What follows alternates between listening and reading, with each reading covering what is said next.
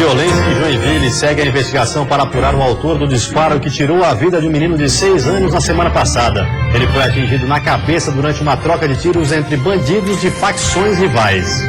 Haitianos continuam chegando ao estado. Somente nos últimos dias foram mais 51 estrangeiros.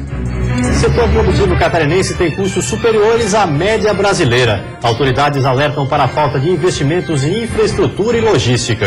Mesmo assim, a cadeia produtiva do estado vem fazendo sua parte. Uma pesquisa revela que as agroindústrias são as que mais vêm movimentando a economia catarinense. O setor deve ser o que mais vai investir no estado até 2017. E ainda no futebol, os detalhes da 9ª rodada do Campeonato Brasileiro. A situação mais complicada continua sendo a do Joinville, que pressão nacional. O Boa Cidade desta segunda-feira já está no ar.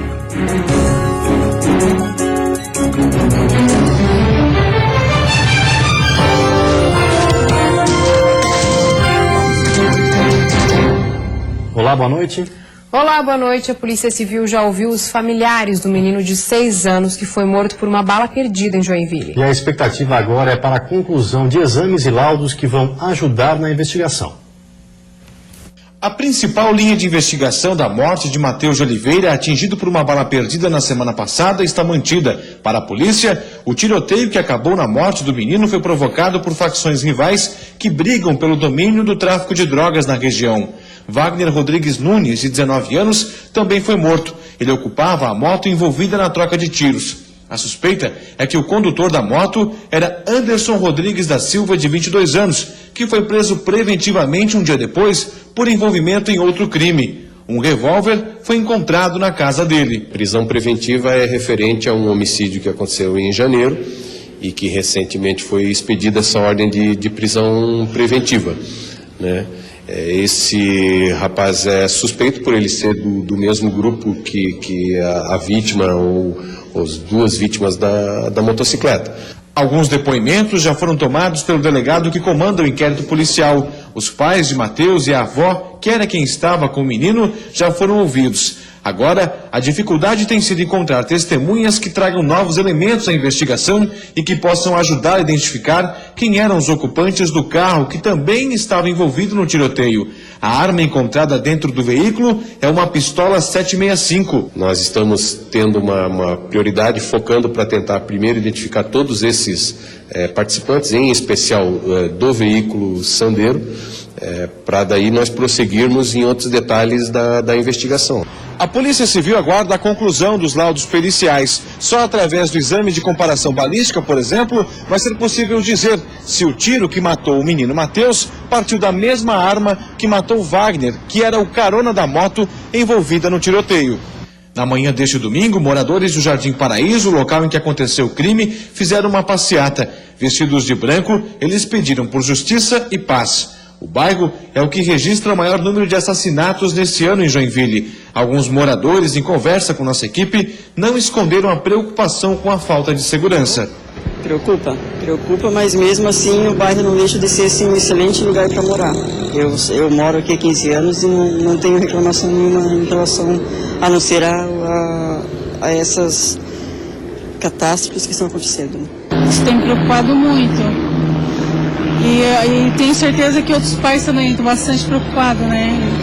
A gente fica bastante apreensivo com essa violência aqui. Mais um passo na busca da reativação de voos no aeroporto de Joaçaba.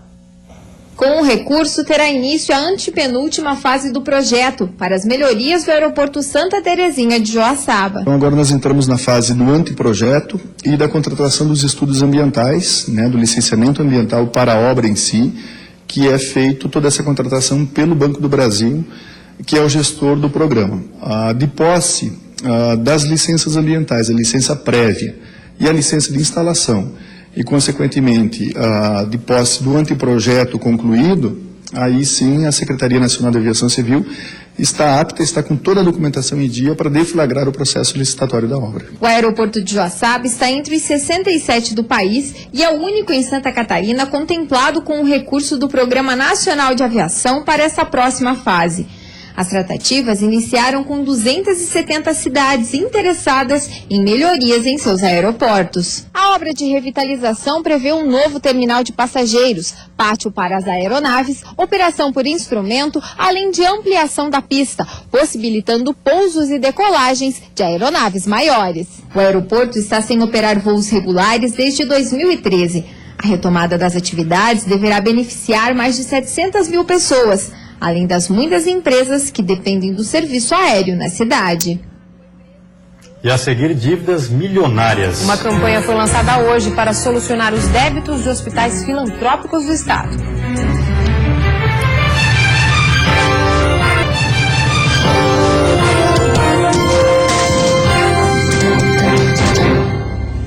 Florianópolis deve receber mais de 300 imigrantes nos próximos dias. Desde sexta-feira, segundo a Prefeitura, 51 imigrantes chegaram em Florianópolis, vindos do Haiti e República Dominicana. A maioria já tem destino e oportunidade de trabalho em outras cidades catarinenses. A maioria deles teve parentes que faziam reservação lá nas agências de transporte para levar eles, especialmente nos interiores do estado. Xerri está no Brasil há 2 anos. O estudante preside a Associação dos Imigrantes e auxilia seus conterrâneos através de uma parceria com o Departamento de Direitos Humanos do Tribunal de Justiça. O Brasil é uma terra de oportunidade. Todos eles vieram no motivo, no intuito de ter uma vida digna como um cidadão e buscar uma nova forma de vida. Os imigrantes chegam ao país pelo estado do Acre. A viagem de lá para cá dura cerca de 48 horas. Um convênio com o Ministério da Justiça prevê a chegada de mais 43 ônibus ao Brasil, dos quais 23 devem passar pela região sul. O diretor-geral da Secretaria de Assistência Social pede a doação de produtos de higiene e uso pessoal e roupas de cama e banho. Os demais serviços estão sendo prestados pelo município. Nós temos a entrevista individual com cada um deles para saber o grau de instrução, qualificação profissional e se existe por parte deles algum contato dentro do nosso estado onde eles pretendem seguir viagem. A Secretaria de Assistência Social da capital explica que nem todos os refugiados ficam em Florianópolis. Da última vez, quando 178 desembarcaram aqui, apenas 24 permaneceram. Os demais buscaram outras cidades ou saíram do estado. Desta vez, a Prefeitura espera mais de 300 pessoas. Hoje a gente já tem uma listagem preliminar quando os ônibus partem lá do Acre, contendo um número de imigrantes que vão chegar em Florianópolis, com o nome deles completo, e dessa forma a gente consegue filtrar melhor quando o ônibus chega em Florianópolis. E a dívida milionária dos hospitais filantrópicos no estado preocupa autoridades. A saúde financeira dos hospitais filantrópicos em Santa Catarina está na emergência. 182 unidades no estado passam por dificuldade por conta da defasagem na tabela SUS. Alguns hospitais, inclusive, não têm conseguido suportar essa realidade. Nos últimos anos foi fechado, se não me engano, 14 hospitais já fecharam. Só na nossa região aqui foi 4, foi o Hospital de Massanduba, o Hospital de Curupá, o Hospital de Araquari, então você vê que 4 só na nossa região, né? A falta de atualização no preço pago pelo governo para cada atendimento SUS não é a única preocupação. O atraso histórico no repasse de recursos é outro problema. Os principais sintomas são a falta de dinheiro para pagar funcionários e comprar equipamentos e medicamentos. Os atrasos isso é o normal, né? Atrasar até meio ano. Uma fatura colocada, por exemplo, em janeiro, de serviços prestados em janeiro, só serem pagas em junho, julho. Em todo o país, a dívida acumulada dos hospitais filantrópicos está estimada em 17 bilhões de reais. Em Santa Catarina, as contas no vermelho acumulam 200 milhões de reais. Com o corte de recursos e repasses do governo federal, a situação pode se agravar ainda mais antes mesmo do fim do ano. Que houve um corte de quase 12 bilhões do governo federal e com isso eu acredito que chega no mês de novembro nós não vamos ter recursos, então com isso nós vamos ter que fechar os hospitais por falta de recursos. Não é que nós queremos fazer paralisação.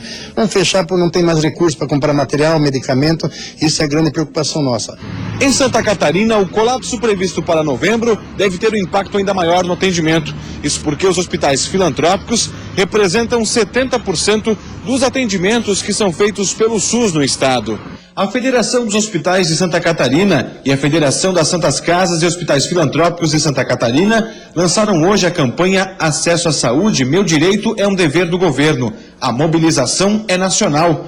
As entidades buscam apoio de autoridades e sindicatos para pressionar o governo federal a aumentar os repasses e cumprir com a Constituição para evitar o fechamento de mais hospitais. 15% da receita bruta dos municípios, os municípios têm que aportar na saúde, 12% o Estado, governo do Estado, e 10% a União. Só que o governo federal ainda continua insistindo nos 4%, nem chegam a 5% do valor da receita bruta nacional.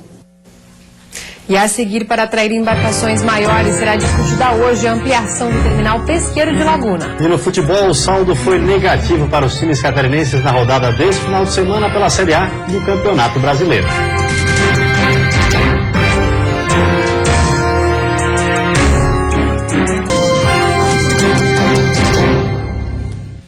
Comunidade e autoridades discutem hoje em Laguna a ampliação do terminal pesqueiro. Por mais de um ano, a estrutura passou por sérios problemas por não poder contar com a fábrica de gelo que abastecia as embarcações. Hoje a estrutura está completa, tudo funcionando à espera dos barcos pesqueiros. Nesta segunda-feira, apenas um barco deixou o terminal, reflexo das dificuldades do setor. Uma das soluções seria o aumento da profundidade na barra. Atualmente, em alguns pontos, ela chega a 3 metros. Quando o ideal seriam 6. Uma audiência pública será realizada nesta noite e discutirá também o futuro do setor pesqueiro na região.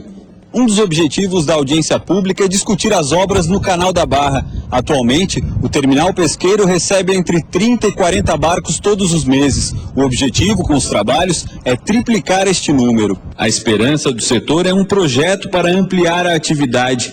Ele deve ser apresentado hoje na audiência, mas para o administrador do terminal pesqueiro será fundamental o apoio do governo. Nós vamos procurar tanto o governo estadual quanto o governo federal, né? A ACIL, Associação Comercial de Laguna, vai encabeçar essa luta juntamente conosco, né? E vamos em busca desses recursos tanto no governo estadual como no governo federal. A atividade pesqueira é uma das principais fontes de renda do município. 40% da receita vem do setor. Além disso, com o crescimento do terminal, o incremento nos empregos significa no mínimo mais de 600 a 700 empregos diretos e indiretos para o porto. Vão vir estaleiros, empresas que fazem manutenção nos barcos, empresas de câmara fria, empresas de filetamento de peixe, enfim, tudo vai desencadear todo um processo ao redor do terminal. A passagem de uma frente fria traz chuva para o estado nesta terça-feira. Na região norte, Vale do Itajaí e também na capital, o sol aparece. Nas demais regiões, o céu deve ficar encoberto durante todo o dia. A mínima fica em 9 graus na Serra e a máxima em 25 no litoral norte do estado. No oeste, Planalto Norte, máxima de 19. No sul e na Grande Florianópolis, a máxima chega aos 24. E no Vale do Itajaí, mínima de 12 e máxima de 23 graus. E agora o futebol, final de semana ruim para os times de Santa Catarina que disputam a Série A do Campeonato Brasileiro. Confira. O Corinthians foi quem começou impondo, arriscando de longe e fazendo o goleiro Alex trabalhar. O Figueirense respondia nos contra-ataques com Marcão. E essa bola com açúcar do Rafael Bastos, Cleitinho chegou a marcar, mas estava impedido. E nessa jogada trabalhada pelo lado esquerdo, a bola foi para limpinha nos pés de Wagner Love, 1-0 Corinthians. Wagner Love continuou infernizando a zaga do Figueirense. E quando botou na frente, Thiago Heleno chegou atrasado. Pênalti. Jadson foi pra bola e fez 2-0. Mas o Figueirense não desistiu. Thiago Santana entrou inspirado, dominou a bola dentro da área e fez esse belo gol pro Figueirense. E ficou assim, Corinthians 2, Figueirense, que se manteve perto da zona do rebaixamento, 1. Já a Chapecoense, jogando em casa, buscava a vitória para não se distanciar do G4, mas tinha como adversário nada mais, nada menos que o líder do Brasileirão, o Sport, e foi justamente o Sport que abriu o marcador. A Chapecoense não se intimidou e Bruno Rangel fez o dever de casa e empatou a partida. O líder não conseguiu reagir e o jogo terminou assim. Chapecoense, que ocupa agora a 9ª colocação, 1. Sport Recife, que se manteve na liderança, também 1. Jogando na ressacada, o Grêmio abriu o placar logo no início, aos 37 segundos de jogo, com Pedro Rocha. Nos minutos seguintes, o Leão da Ilha buscava a recuperação, mas foi novamente surpreendido. Jesse fez falta e Luan perto da área. Luan mesmo foi pra bola. E Wagner nem se mexeu. Golaço, 2-0 Grêmio em menos de 10 minutos. No segundo tempo, o Avaí voltou mais focado. E foi nesse lance que veio o empate. Eltinho foi pra cima e conseguiu um pênalti pro Leão. Lucas Ramon derrubou o lateral dentro da área e Anderson Lopes foi para a batida. Na trave, mas o juiz mandou voltar. O goleiro Thiago tentou intimidar Anderson Lopes. Provocou, disse que Anderson iria bater no mesmo canto, mas o único que foi no canto de antes foi Thiago.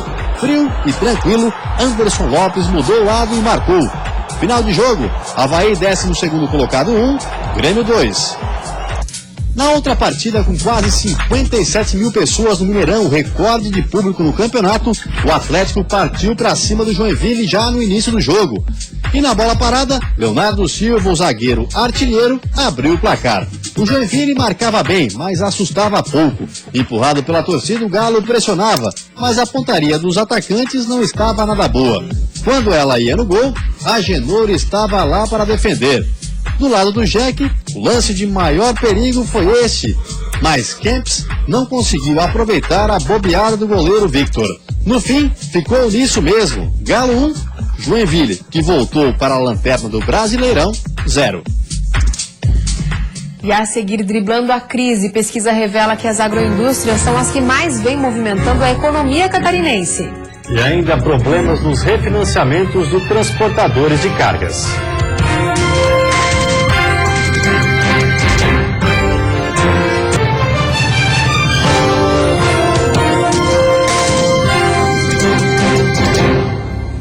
Transportadores estão enfrentando problemas para fazer o refinanciamento dos contratos do BNDES.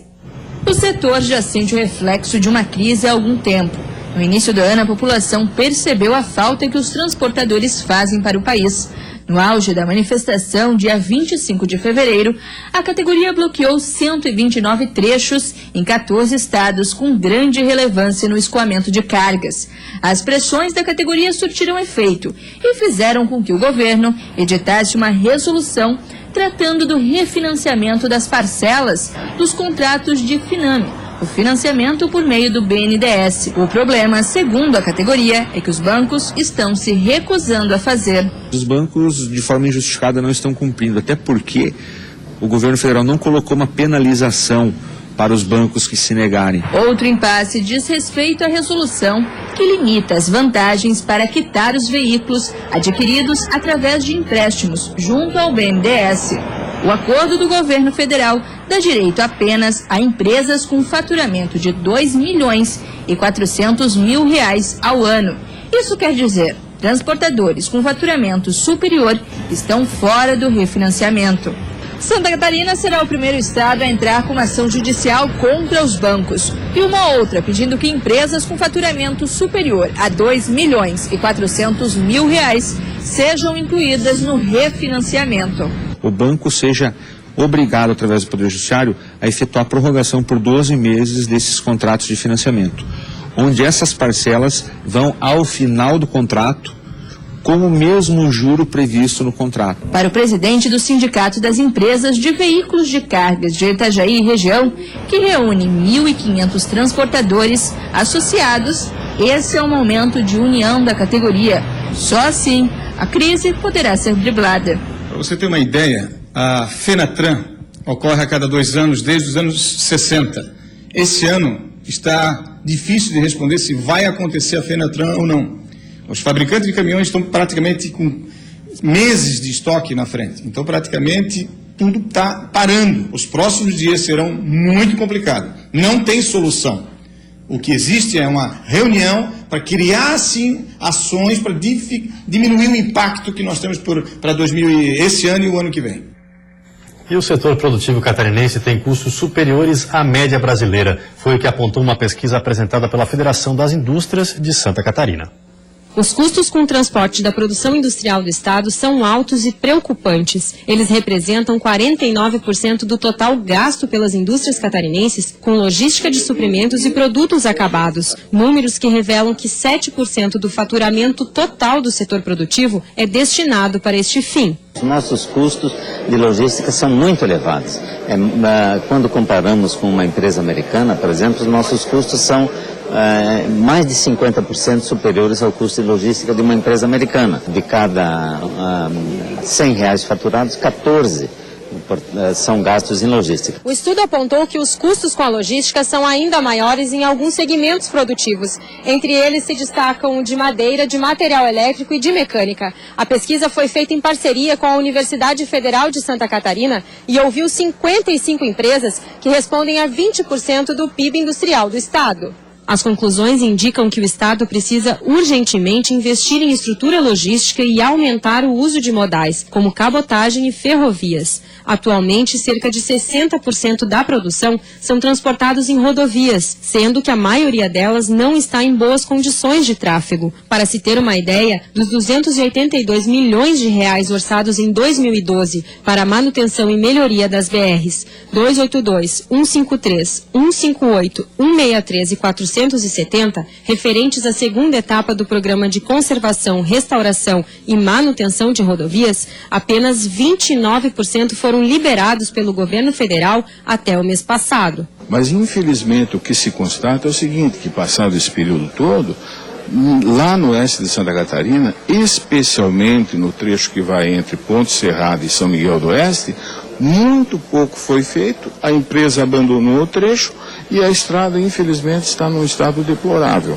O Departamento Nacional de Infraestrutura e Transportes afirma que as obras nesta região serão retomadas em breve. Estamos adequando os projetos para relicitá-lo agora no segundo semestre, mas enquanto isso os serviços de manutenção e conservação foram retomados com uma outra empresa. A federação lançou também o programa Monitora Fiesc, uma ferramenta de acompanhamento da situação das obras de infraestrutura no estado. O sistema vai ser abastecido com informações atualizadas de cada investimento e vai auxiliar a sociedade na cobrança pelo término das obras.